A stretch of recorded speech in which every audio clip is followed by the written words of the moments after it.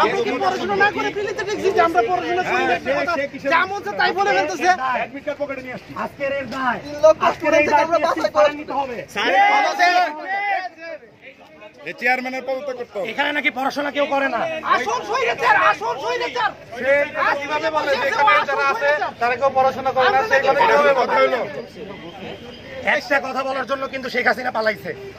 ওই যে রাজাকারের বাচ্চা বলছে তার যোগ্যতা শুনবো আজকে। হ্যাঁ ওনার তো শুনি এই চলো আসি, চলো না, আরে 2 মিনিট সময় নিছে, 2 মিনিট সময় নিছে। পুলিশ লাঠি মারতে মারবে। গাড়ি খাবো একটু সময় দেন, কয় মিনিট সময় দিবেন?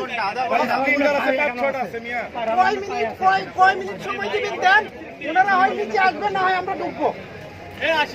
আমরা মিডিয়া 2 মিনিট সময়, 2 মিনিট সময় নিছে, 2 মিনিট সময় নিছে। আমরা গেট ক্রস করে যাবো আমরা 2 মিনিট না হলে। আমার এই বালে চাকরি দরকার নেই।